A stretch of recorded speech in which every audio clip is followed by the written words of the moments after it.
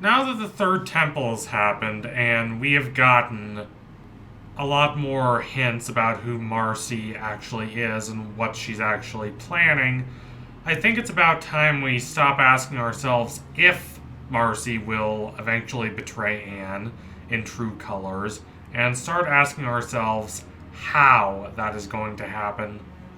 Now, I've done a lot of waffling on the Marcy betrayal theory in the past. There was a time when I couldn't quite commit to it. I mean, I definitely didn't think it came out of nowhere, but I wasn't entirely sure if they would go through with it. I like the theory just artistically. It makes Marcy much more of an interesting character instead of just this kind of one-dimensional, happy-go-lucky person who inadvertently does some things wrong sometimes.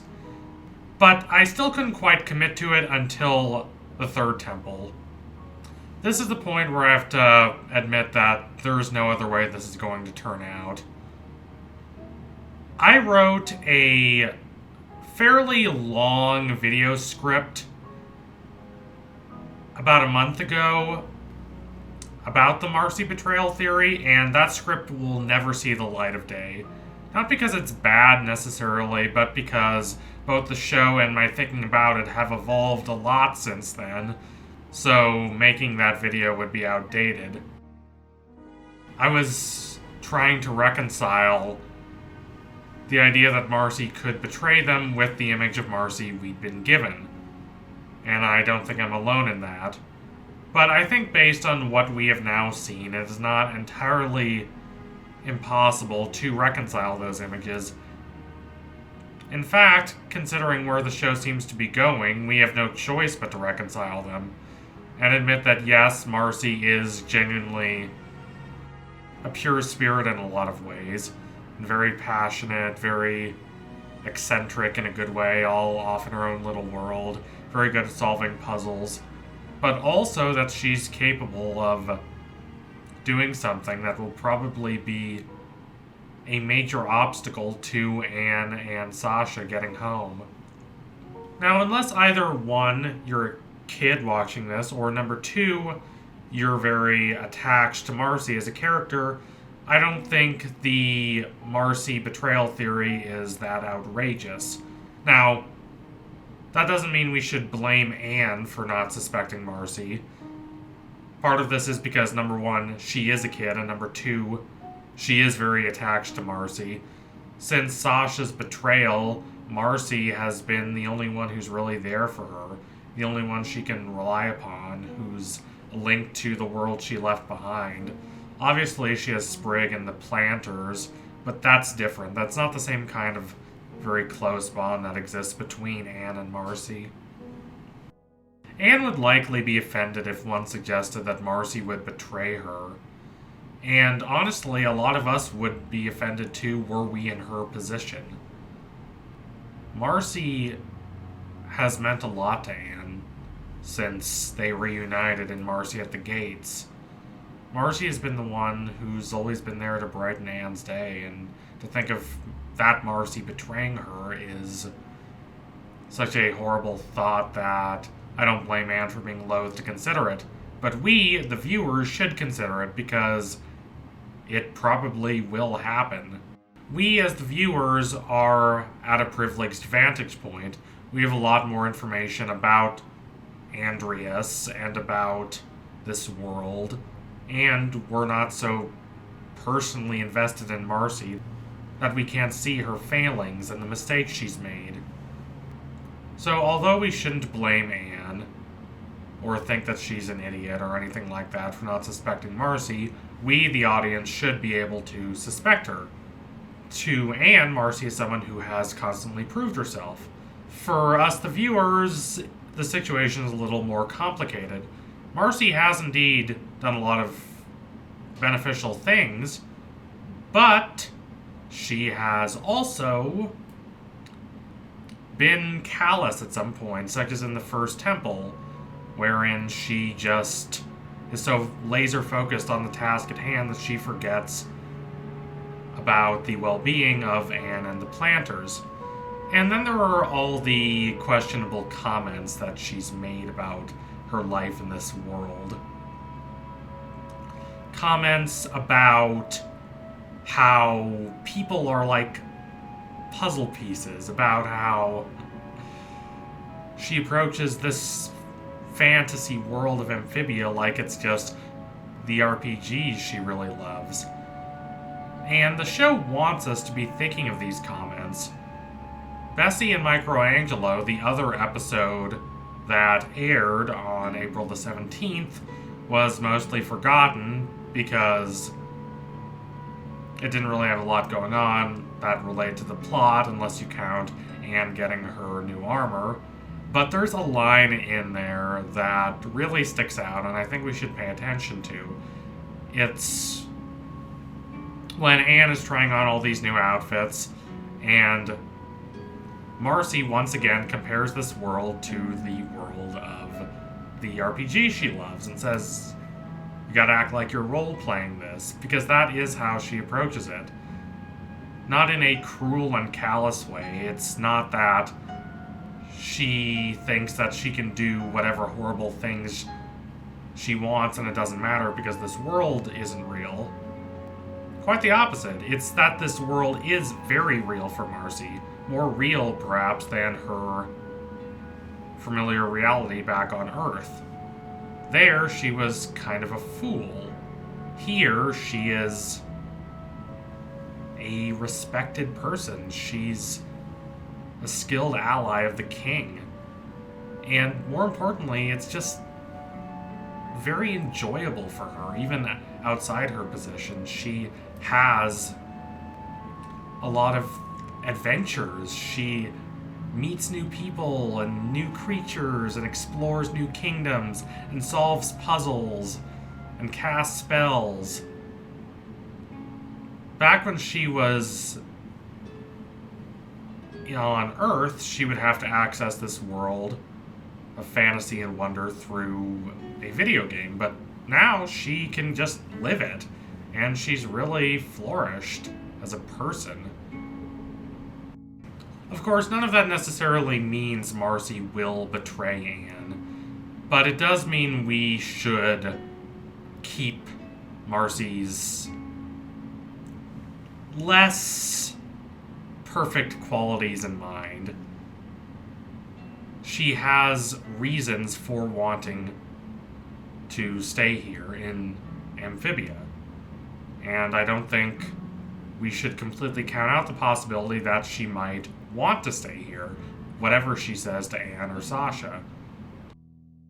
And I do think we should consider her behavior in the Third Temple through this lens. Let's not kid ourselves, Marcy was acting very suspicious in this last episode. Marcy refuses to allow the trio to open the box that would take them back home. This is very sketchy. Now, I've seen a few Marcy apologists try and defend her behavior here. They say that the box is very powerful and that they should study it and they should observe it and they shouldn't just rush off back home because they could be transported to some other dimension.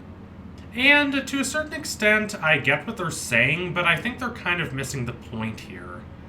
Marcy is not especially known for being cautious. This is not a person who waits to gather all relevant information before acting. This is a person who has no problem with skeevy politicians like Mayor Toadstool. This is the person who has no problem with using dark magic and curses with Maddie in the episode Maddie and Marcy. This is the person who has no problem with mysterious and strange ancient robots like Frobo.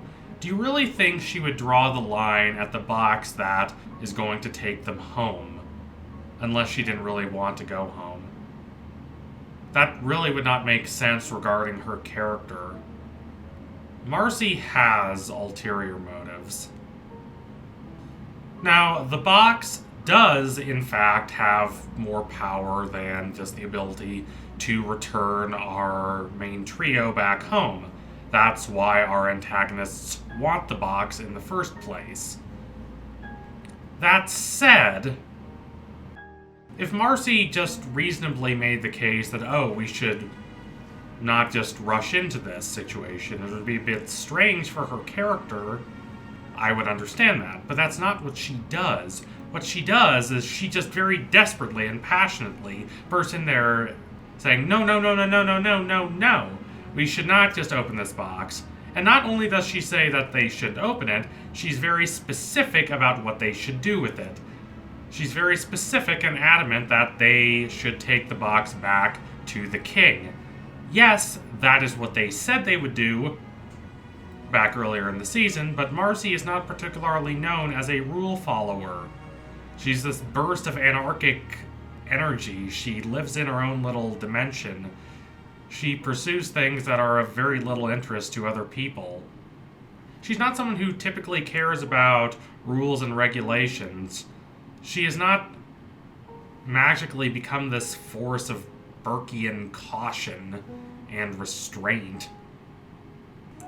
Marcy's strange shift in behavior, combined with her overdramatic intonation, makes clear that she is not being entirely honest with Anne and Sasha. Now, if you are a Marcy apologist and you want to say that she is completely innocent and that everyone is just reading too much into her behavior, feel free to type into the chat and make your arguments.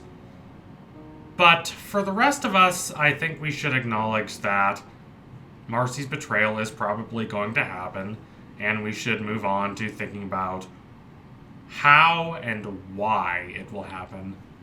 I've already touched on why, so let's start with how. It's also the simpler question. It will likely be some variation of the following series of events. Our trio takes the box back to Newtopia. They present it to King Andreas. King Andreas pretends to be helpful, but instead he takes the box and takes those gems for himself. Now, why would Marcy want to do this?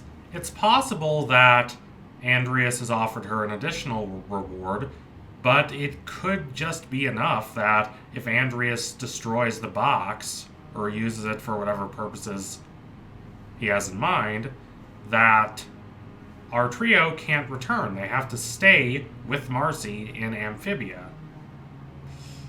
It's likely going to be more complicated than that, but the basic structure of Marcy's betrayal will likely follow along those lines. This does not mean Marcy is malicious. She likely won't think much of this, and she'll be surprised when Anne and Sasha become furious.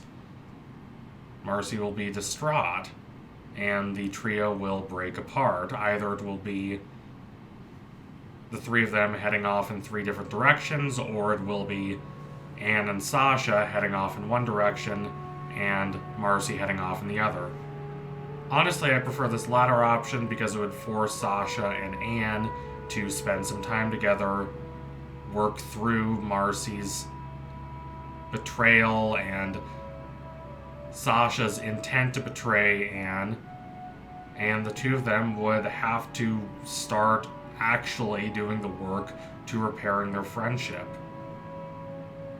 It would be difficult, but it would be worthwhile, and it would be good to see the two of them spend a lot more time together, especially since we've seen Anne spend so much time with Marcy this season. Of course, the more interesting question is why Marcy would want to do this, would want to stay in Amphibia. I don't want every little thought that comes into her head to be explained, but I do want her general mindset to be at least implied so we can kind of get at where she's thinking.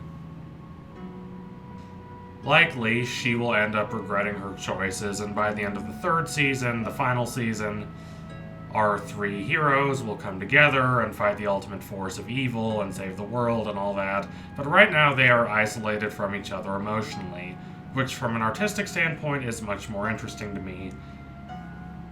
Great storytelling comes through conflict, especially interpersonal conflict. I've already spent a while explaining why I believe Marcy would want to stay in Amphibia, but I'll just highlight a few major points here. This world is liberating for Marcy.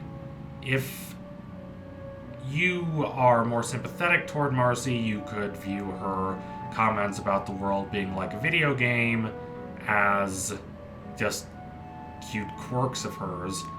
But if you're more skeptical of Marcy, like I am, it's easy to view this in a much more negative light, as Marcy wanting to be permanently in this world and romanticizing this world because it resembles the video game she always used to find escape through.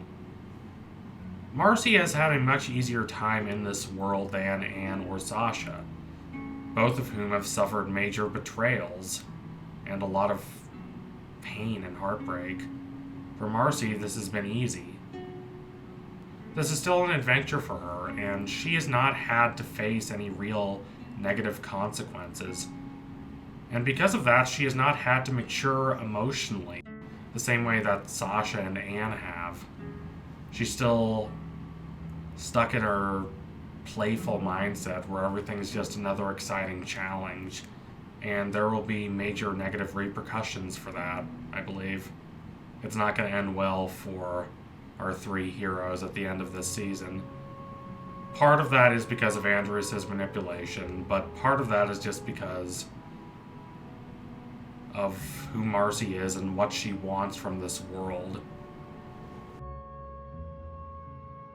So thank you all for watching. If you liked what you saw today, don't forget to like, comment, and subscribe. Donate to my Patreon if you can and you want to see more videos like this. Keep watching Amphibia. It's a really smart and clever show, and it's getting better as it goes along.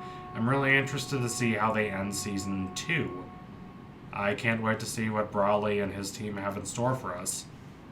Bring on the last 3 episodes of this show. The 2 ones next week, and then the big finale, True Colors. See you then. Anyway, tune in soon for my next analysis. It'll be coming soon. Thank you all again. Adios, comrades.